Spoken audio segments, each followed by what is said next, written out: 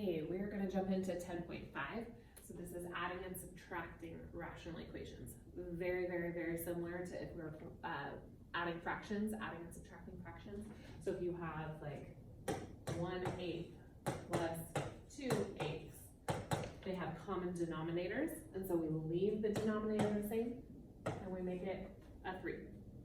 If I have something along the lines of, let's say I have 5/8 minus 1/8, same thing. I have the same denominator, so that's awesome. We're gonna work with the same denominator, and then we subtract across. So 5 minus 1 would be 4.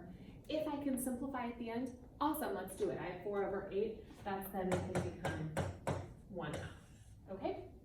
So let's go ahead and work on if we have rational expressions. They are just standard fractions. So if I have something like this, I have 3b over b squared plus 5b over b squared.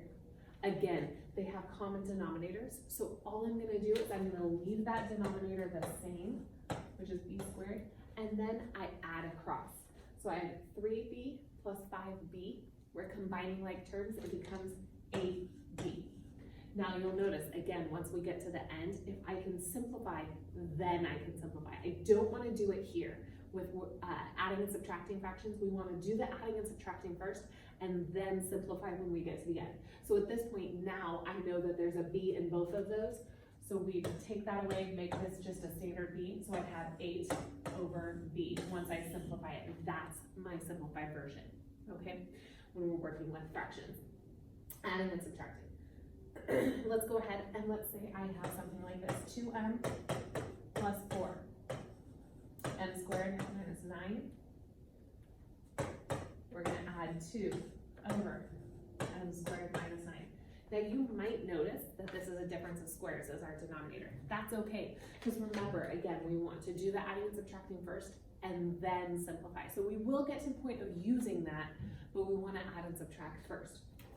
So again, our denominator is the same. We're going to keep that and then work with our numerator. So I have 2m plus 4 plus 2, which is going to give me a 2m plus 6 when I combine like terms. Now let's go ahead, erase my hair marks. Let's take a 2 out of the top. So I have 2 times m plus 3. And then like I said, look at this. It is a difference of squares. So I'm going to make this m plus 3 times m minus 3. Now you'll notice that m plus 3's can cancel out because they are like terms and we want to use the whole term. So now when we get to the end, I have a 2 left on top and an m minus 3 on bottom. So there is my rational expression once I've added it. Let's go ahead and try another one. Let's work with subtracting. Now when I subtract everything in that second fraction. So if I have 5a plus 2, working with a squared, this is going to look like another difference of squares. That's fine. We will use it once we get there, okay? Now, I'm going to have you do this. When I look at this, I see a subtraction symbol there, but notice I'm subtracting the whole thing. So this is actually going to be 5a plus 2 minus 2a, and then the 2 minus sign will become a plus 4. So we can go ahead and write this all as one fraction that way. Then we can combine like terms. 5a minus 2a is 3a. 2 plus 4 is 6. And then I have the a squared minus 4. Now, I'm not done yet. Yes, I've done the subtracting, but now I need to factor to see if there's anything that I can cancel out. If I can't cancel anything out, that's okay. That's fine, then this would be my end result. But let's double check. If I take a 3 out of the top, it becomes 3 times a plus 2. This becomes a plus 2, a minus 2. So it does look like I can cancel something out. It looks like the a plus 2's can cancel out. So I'm left with a plus 2, or a minus 2 on the bottom, a 3 on top.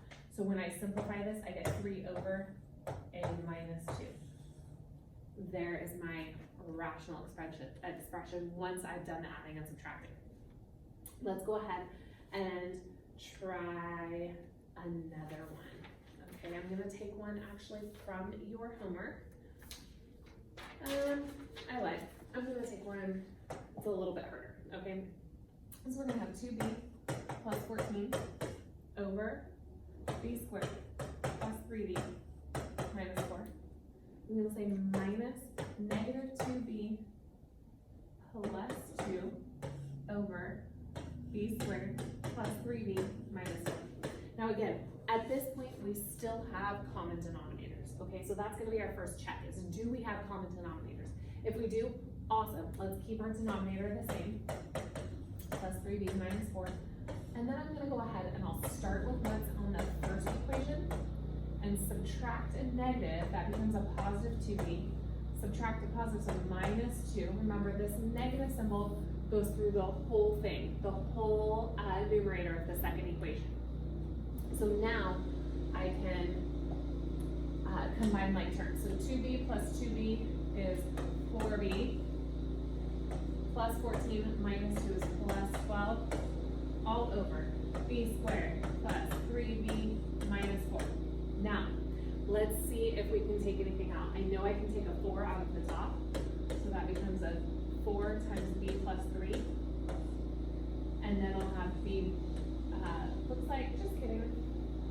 Yeah, b plus 4. I want factors of 4 that'll have a difference of 3. So b plus 4, b minus 1. It does not look like I can cancel, or that I can cancel anything out. So at this point, that's where I'm gonna stop, and this is gonna be my solution. I know I can pull a 4 out of there. I do not need to though, because there's nothing else that I can simplify, okay? So that's okay, there's nothing wrong with that. That's where we end up. Now, let's say we throw a little curveball in there, and I've double checked everything that we've done up to this point has common denominators. But let's say we don't have common denominators. If I have 3x over 6x squared plus 2x over 4x. Okay, now I want to be able to look at this and go, okay, I know I need to find a least common multiple. What number do 6 and 4 both go into? They both go into 12, okay? And then I take the highest variable with the exponent. So I'm gonna have x squared. So this is gonna be my common denominator. I have to create that though, which means that this one right here I'm gonna multiply by 2, and that I'm gonna multiply by 2. This one, in order to get my common denominator, I need to multiply by 3 to get the 12, and then another x to get the x squared. So we'll multiply by 3x. Let's double check and make sure that we get the common denominator when we do that. So 2 times 3x is gonna give me 6x over 12x squared. Then I bring down my addition symbol. 2x times 3x is gonna give me 6x squared over, I should get 12x squared. And look at that. So now we have common denominators. Once we have that, then we can add across like we normally would, okay? These look the same, they are not like terms though, because this has an x squared and this does not. So when I write it in descending order, I'll get 6x squared plus 6x over 12x squared. Now, I did my adding and subtracting. I want to go ahead and check first, is there anything that I can factor out? And if so, let's look at that and see what I can cancel out. So this right here, I can factor a 6 out, and it becomes x squared. Oh, just kidding. I can factor a 6x out, and then I'll end up with x plus 1. Now I cancel this 6, and that becomes a 2. I can cancel that x, and that just becomes a single x. Then I have x plus 1 on top with 2x on bottom. I can't cancel out those x's because 1 is attached to a plus 1. So that's seen as one term. So once I work this out, I created common denominators, I added my numerators, factored if I could, cancel out anything on top with anything on bottom once it's factored, and then there's my simplified answer, x plus 1 over 2x, okay? Let's go ahead and try another one where I do not have common denominators. So I'm gonna work with this. I have 4 over 3d minus 2d over 2d cubed.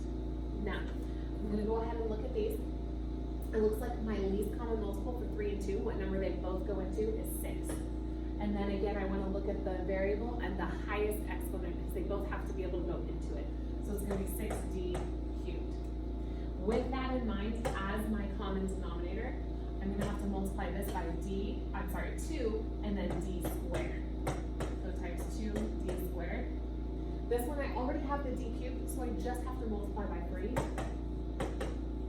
Okay, so I multiply my top, I should get 8d squared over 6d cubed minus 6d over 6d cubed.